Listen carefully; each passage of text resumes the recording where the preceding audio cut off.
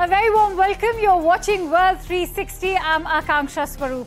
Now, the war in Ukraine remains our top focus, and so does the troubles facing UK's Prime Minister Liz Truss. This as China's President Xi Jinping prepares to seal an unprecedented third term. We'll bring you all of that. But first up are the headlines.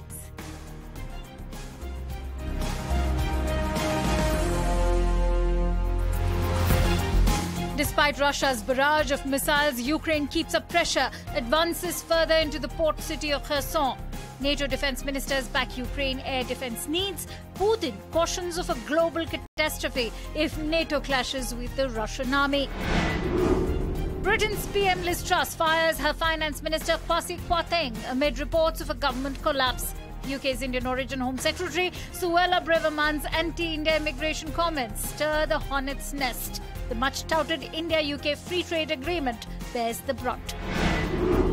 US President Joe Biden describes Pakistan as one of the most dangerous nations that holds nuclear weapons without any cohesion. This while addressing the Democratic Congressional Campaign reception in Los Angeles.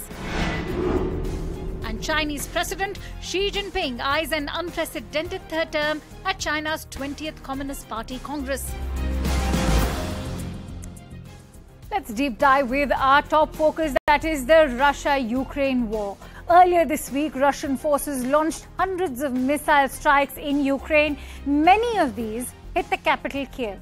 But Ukraine continues to ramp up pressure as they are advancing further into Kherson, with Russia ordering evacuation in areas occupied by the Kremlin.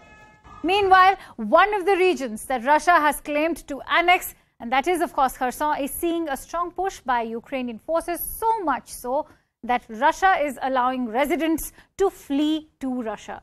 Moreover, Russia now has a new war general in charge of its war in Ukraine.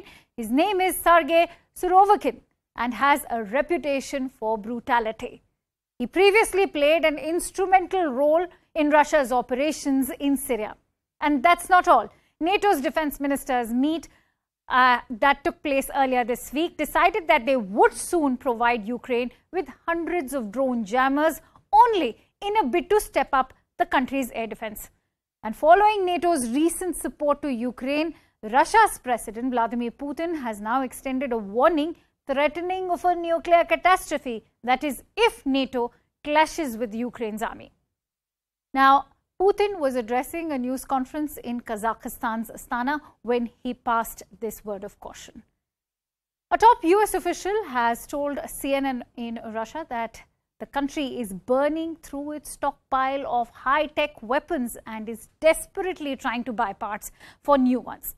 At the same time, Elon Musk's SpaceX is asking the Pentagon to start paying tens of millions of dollars per month only to keep Ukrainian forces supplied with its Starlink service.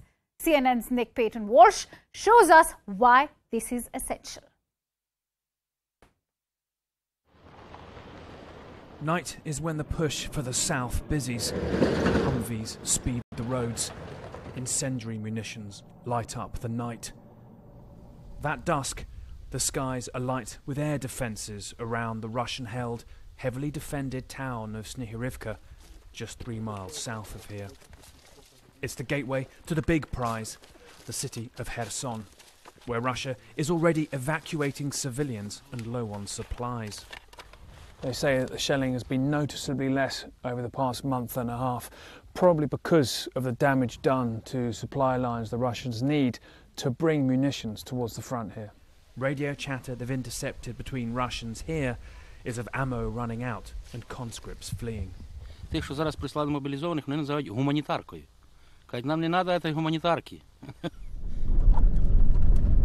In 3 days, moving around the front lines here, it's clear Ukraine's movement forwards has met a hardened Russian defence, even if they are low on ammo. On this tree line to Snihirivka's west, the Russian paratroopers are under a mile away. Добре підготовлені, час тут кидають. От вчора обстрілювали чуть далі там ту посадку, буквально метрів 200, кинули більше 15 кабачків. New trenches are being dug and camouflage laid out. Nature is about to turn on both sides equally. So obviously in the winter, the cover of the trees will be gone, and so there's a race here to prepare new positions so they can't be seen by Russian drones in the winter. A mix of the oldest type of warfare and oven heating bunk beds underground here. Place for their rifles. This for 5 people. This is where they're going to be during the winter if they're still here. And the newest. This is an antenna for Starlink. Billionaire Elon Musk's satellite internet service sending a live stream of drone footage of the artillery battle here. Працює артилерія по наших позиціях. Тобто я пробую її знайти. This is where that signal is sent. Зараз ми пости побачили якісь незрозумілі. Meet Fugas, his nickname, a farmer turned drone warfare commander. And then the lethal impact of a billionaire's internet service and store-bought drones. A hit on a Russian vehicle. The black smoke under the mouse cursor. They show us video of several impacts that day. They know they will be hit back. Не цінують життя людини, і їм байдуже життя їхнього солдата, на відміну від нас. Але в той самий час вони також постійно проводять там різного типу розвідку. In the villages out east in Kherson, we see how fierce the fight for each village has been. Ukraine is slowly moving forwards, but every farm is a slog, smoke crawling over every hill. One of Russia's largest bombs hit here. Nothing left to come back for if you once lived in these homes. It is as if this wasteland is telling the Kremlin it's time to leave, but they think there's more damage left to do before the inevitable happens. Nick Payton-Walsh, CNN, Nizhny Rivka, Ukraine. And with that, let's now shift our attention over to the United States, Pakistan, and of course, India. The US President Joe Biden has called Pakistan one of the most dangerous nations in the world. This at a Democratic Congressional Party event in Los Angeles. Biden described Pakistan as one of the most dangerous nations that, and I quote, holds nuclear weapons without any cohesion. The statement that has arrived as a setback to Pakistan, who has now issued a démarche to the US ambassador, is of course a part of a series of setbacks that have now been playing out between Pakistan and the United States. While at the United Nations General Assembly, India has once again lashed out at Pakistan for making pointless remarks about Kashmir on a global platform.